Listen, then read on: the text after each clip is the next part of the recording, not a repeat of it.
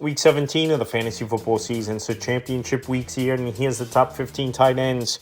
I'm ranking this week number 1, Brock Bowers of the Las Vegas Raiders. So Brock Bowers, he's been the best tight end all season long easily in fantasy football, and even in his rookie season, he's gone out there and put up historic numbers, even at the quarterback position where it's been Gardner Minshew and Aiden O'Connell. And no disrespect to those guys, but they're just not good. So imagine he played with a better quarterback as he could be putting up. So this week, a good matchup in New Orleans. Their defense really can't stop anyone. They're banged up and depleted, and I think Bowers, once again, is a top option. Number 2, George Kittle of the San Francisco 49ers. So it's been a great season for George Kittle. And when healthy, he's one of the best tight ends in the league. Last week, again, going over 100 yards. This week in a game where they're most likely going to be chasing points, or it's going to be high scoring going both ways versus the Lions coming to town on Monday night. I believe Kittle goes out there once again, and he's one of the better performers at the position. Number 3, Trey McBride of the Arizona Cardinals. So last week, definitely a down game for Trey McBride, only 5 fantasy points. We're usually in PPR leagues, 12, 15 fantasy points minimum McBride's getting. So this week, a better matchup at the Los Angeles Rams. Indoor game. They don't have to deal with the weather, and they're back on the West Coast. So I think McBride, after a bad game, bounces back. And like I said, when this offense travels, they don't really put up a lot of numbers. They still did put up 30 points last week, but it was the James Conner show before he went out with injury. Number 4, Jonnu Smith of the Miami Dolphins. What a season it's been for Jonnu Smith. And this Dolphin team only signed him to a 1-year deal to see what they would get out of him. And in the second half of the season, since Tua returned, he's putting up big numbers. So this week, another good matchup at Cleveland. He fits this offense well, especially with the throwing schemes of Tua, quick slants, quick out route, in-route passes as well, where you're still running a route and that football's there as soon as you turn. And it's worked with Jonnu Smith. So this week at Cleveland, I believe he goes out there once again, has a good ball game. Number 5, Mark Andrews of the Baltimore Ravens. So Mark Andrews, first 4 or 5 weeks of the season, it looked like his better years were behind him. But ever since then, he's gotten 100% healthy.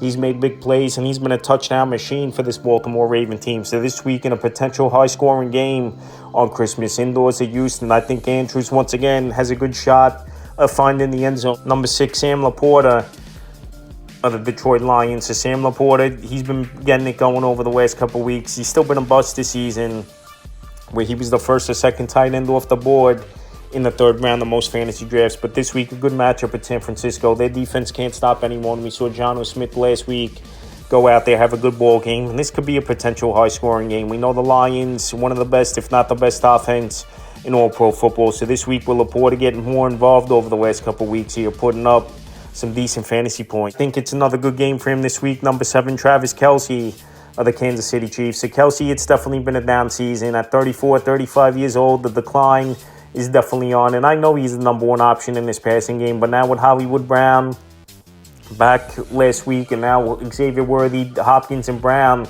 all in the lineup, some targets might be taken away from Kelce, but he's definitely due for a big game. It's a Christmas ball game as well with Pittsburgh. It's going to be a tough, grinded-out matchup. And in the key 3rd downs is where Kelce still is the guy. So this week at Pittsburgh, if it's any time for him to break out in a big way for fantasy owners, it's this week in the championship. Number 8, TJ Hawkinson of the Minnesota Vikings. So it's definitely been a mixed bag of results, no doubt about it, for TJ Hawkinson this season, even though he came back, in the second half of the season coming off a devastating knee injury. So Hawkinson, he is the 3rd option in the passing game behind Justin Jefferson, Jordan Addison, and rightfully so. But we've seen some good games out of Hawkinson. So this week in a matchup versus Green Bay, a team he's obviously very familiar with, playing in this division his whole career, going back to his Detroit Lions days. I think he could go out there, indoor game, potential high-scoring game, and have a good one. Number 9, Hunter Henry of the New England Patriots, arguably the number 1 option in this offense in the passing game for this Patriot team to me, between him and Demario Douglas. But him and Drake May have a good rapport. I always say this in my videos: a young quarterback's best friend and security blanket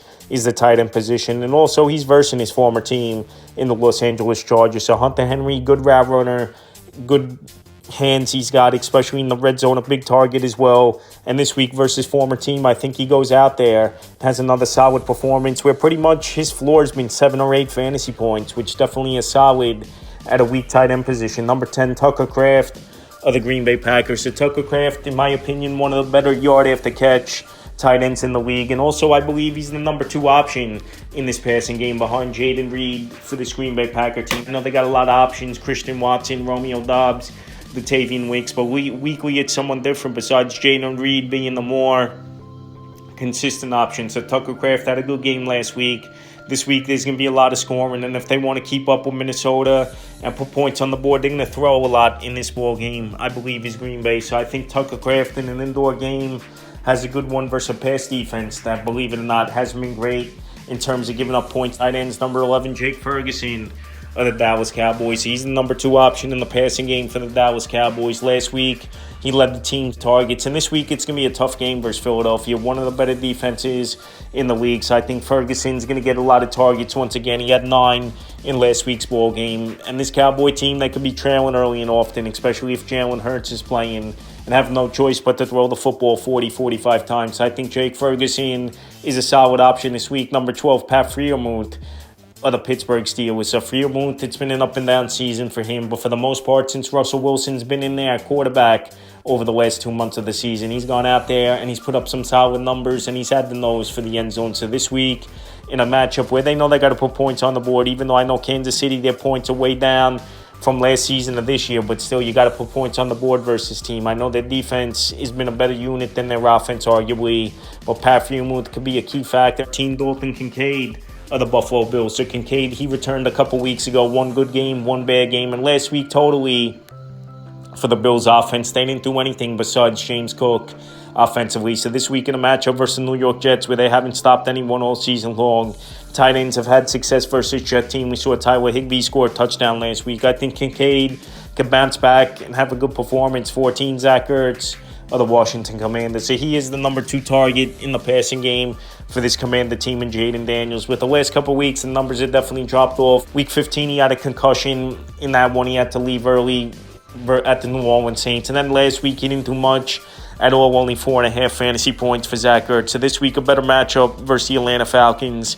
Their defense hasn't really been that great this season besides poor teams that they played. And I think Ertz could go out there and be a valuable starting option for fantasy owners this week after 2 bad games. And the 15th and final tight end I'm ranking is Dalton Schultz of the Houston Texans. So this Texan team, they're depleted in the passing game. Obviously, Stephon Diggs, he's been out a while and out for the season with the ACL. And then Tank Dell with devastating leg injury last week, tearing his knee up. A bad play in the back of the end zone. So this week, I think more volume and targets are going to go the way of Dalton Schultz. And especially if this is a high-scoring game, or if they're going to be trailing points, I think Schultz could go out there and be a decent fantasy option, anywhere from 7-10 fantasy points in PPR leagues. Like I said, right now, arguably, he's the number 2 option in the passing game behind Nico Collins. That's the top 15 tight ends I'm ranking for championship week for week 17 of the fantasy football season.